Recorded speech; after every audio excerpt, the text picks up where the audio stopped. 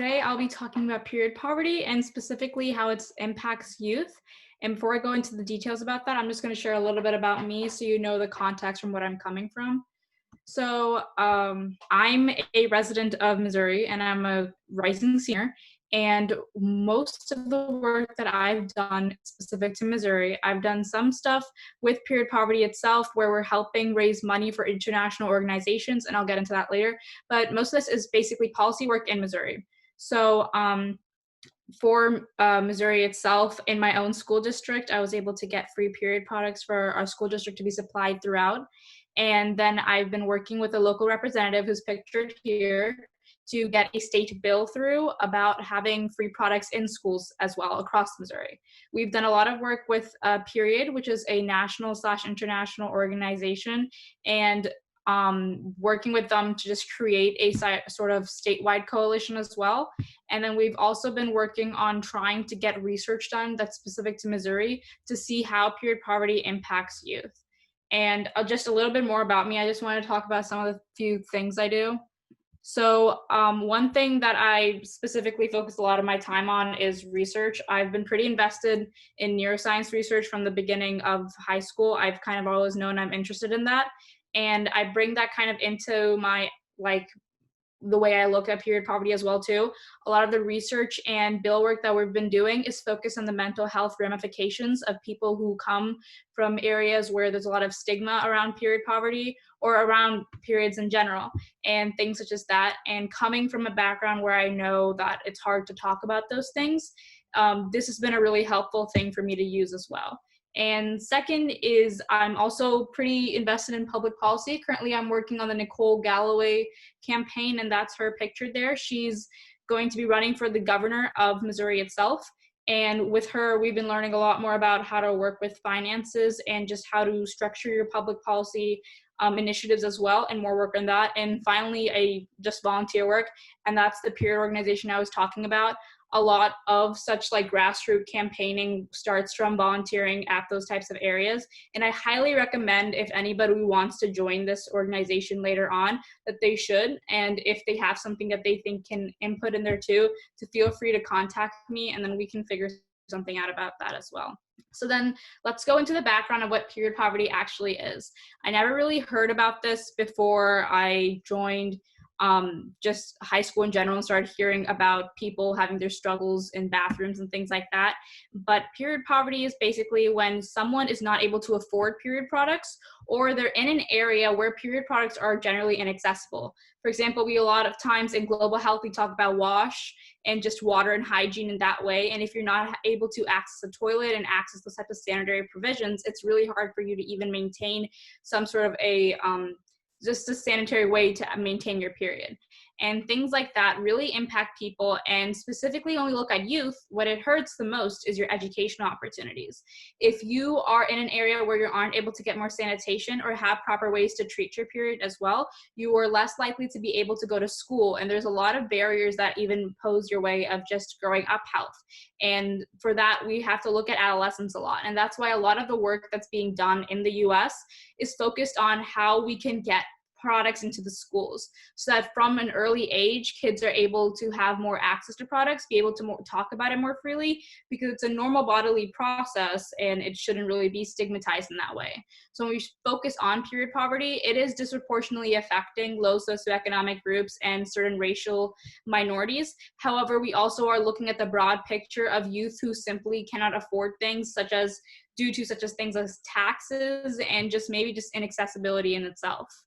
So when we look at those types of problems that affect kids in general, we also have to focus on the aspect of clean and private toilets. A lot of places around the world, you aren't able to access these types of things. And when toilets are even made, they're disproportionately made for women because just the way priorities are made. And if we look at the way girls are then treated because of that, they basically lose some sort of right to education itself. And that's why a lot of countries and the UN itself has declared menstrual hygiene as a human right. And when in order to sustain this human right or secure it as well, that's what the entire aspect of combating period poverty, the entire mission and goal is.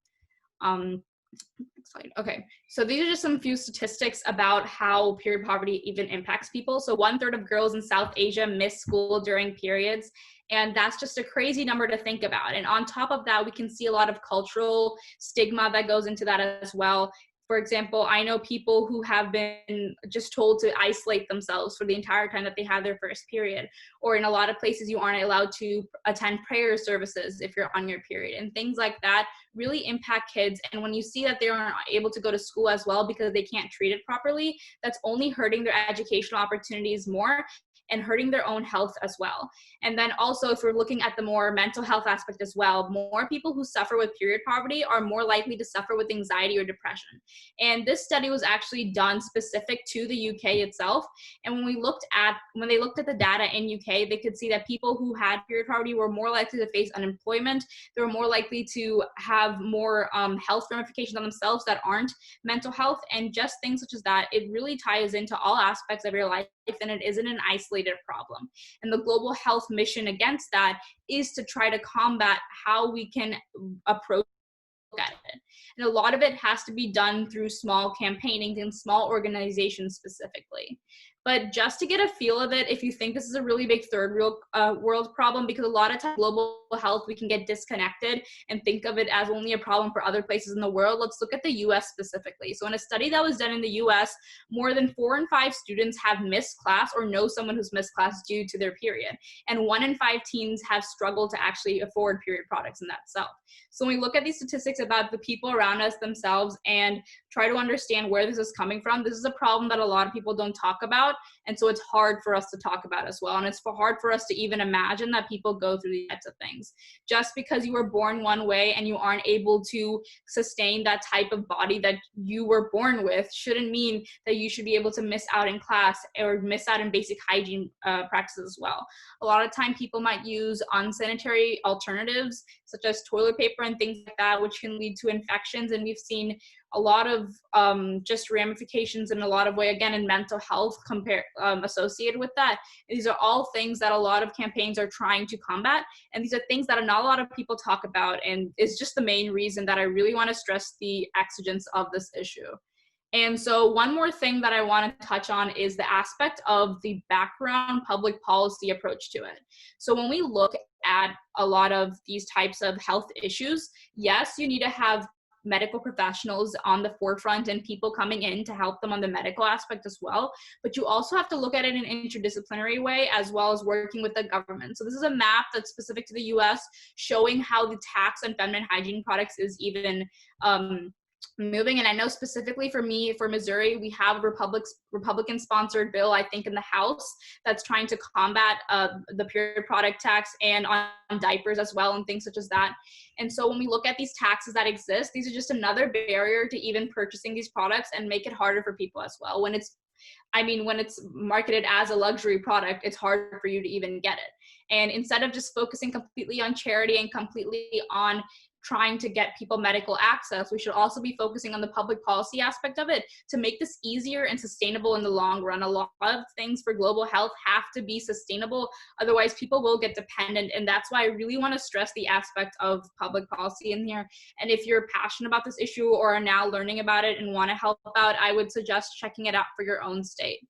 So one thing I want to talk about at the end, and this is kind of long, I structured this in a different way, is just a lot of different organizations that have been working and how you specifically can help as well. So first thing that I want to talk about are these two main associations that exist in other parts of the world. So Zana Africa and Be Artsy.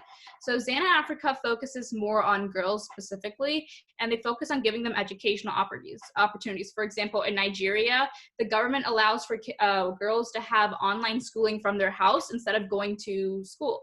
And so this way they're able to combat any sort of issues that come from their period poverty itself. And they have medical access accessible for people who are struggling from these issues and aren't able to afford products, and they give out as well to kids who need it, and women in general too. And then BFC is an NGO that exists it started from Spain, but exists in Nepal.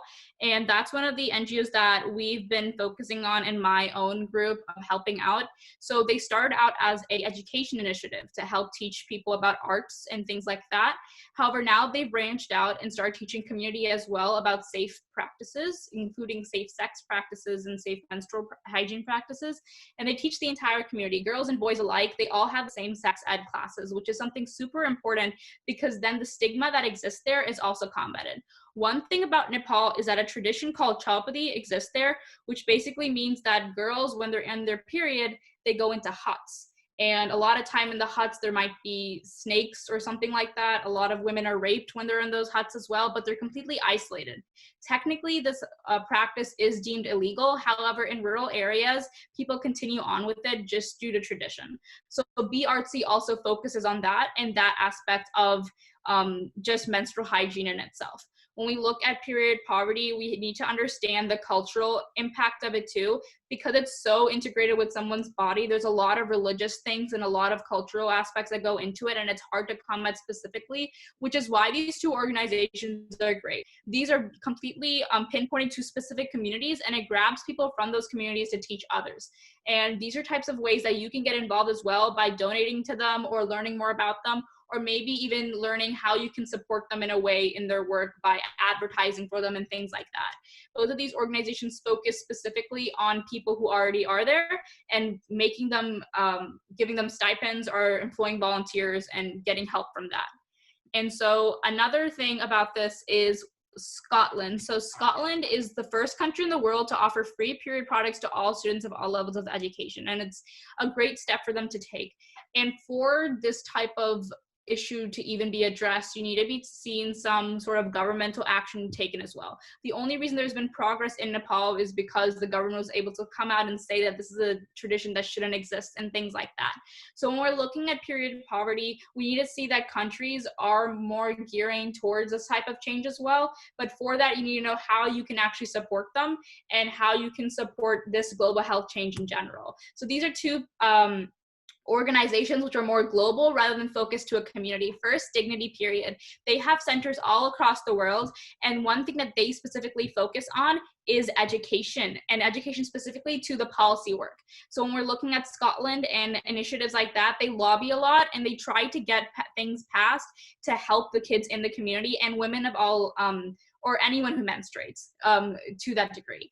And for that, they are also an organization that continuously employs help and wants help too. So if anybody wants to reach out to them, that would be a great initiative to look out for. But also Days for Girls is focused specifically on the educational aspect. Again, a global group, so anyone can access it.